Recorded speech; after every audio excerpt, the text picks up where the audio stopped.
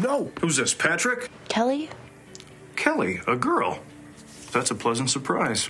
Dad. Listen, Kelly, Joe can't talk right now because he's grounded. He will call you back sometime before his hot new bedtime of 7:30. You have a good night. All right, and Jared Bowen is here. But before we get to Kings of Summer, you have a lot of good things to say about the new movie Before Midnight. And, well, we've had to wait 9 years for this movie. This movie opens in theaters tomorrow. It stars Ethan Hawke and Julie Delpy. And you might remember the first movie is Before Sunrise, which came out in 1995. And you find this young couple. They're both in their early 20s, and they're walking around Vienna. They've met on the train, and they just have this conversation. And it's so organic and lovely, and it's all about relationships. 9 years later, Ethan Hawke and Julie Delpy, their same characters gather again, and this time they're meeting in France, and you find out that they never got together after that night, and so they're sort of getting reacquainted with each other when he's on a book tour. Same thing, they walk through the streets of Paris, and they just enjoy each other's company. And finally, 9 years later again, and both are co-writers on this film, along with the director Richard Linklater, they get together, we see them together, and now they're married, and they're in their early 40s. And we have a clip here that shows them walking through the streets of Greece as very mature adults now.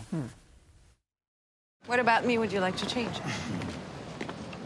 That's another one of your can't-win questions. I'm not answering that. What do you mean? There's not one thing you'd like to change about me? I'm perfect? Okay. Okay. Actually, one thing. if I could change one thing about you, it would be for you to stop trying to change me. You're a very skilled manipulator. Well, I'm on to you. I love this whole series of movies, and I should caution everybody, really, before you see this one, go back and watch the others too. They're only about 80 minutes each. They're fantastic, but it's so organic. This pair has such good chemistry. It doesn't feel like it's actually written. You said it was hard to watch. This movie gets tough because now they're in their 40s and they have this history and they're married, so there are really tough conversations. I mean, even that conversation, anybody who's in a relationship, you know that if you start to ask, go down that road, what do you want to change about me, it could end badly. But they're married and they have really tough conversations. And before we were sort of whimsical and they're finding each other and they're just on the surface. Now it changes and now it becomes deep. I cannot recommend this movie enough. We've probably seen the best movie of the summer already. Well, I'm going to watch it without seeing the other two. All right. Kings of Summer. The Kings of Summer. This is on the opposite end. This is a very, very sweet movie. We often see these movies about young boys coming of age in the summertime, getting away from their parents. Just to acquaint you, we have a clip here of one of the boys trying to deal with his parents, one of whom is Megan Mullally, the great comedic actress.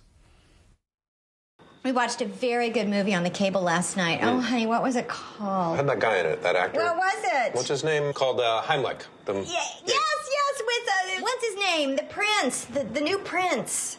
Will Smith? Yes, Will Prince. Will oh, Prince. My gosh, what does he play? Superhero? No, he plays a superhero. Not a What are we talking about? Ooh, Patrick, can you whistle? So this boy can't get along with his parents, neither can this other one. And then there's this poor other boy, Biagio, who they all find this clearing in this land, and they build their own house. And so it's all about boys becoming men, and that's their goal for the summertime. And so this movie is so clever. It's really well written.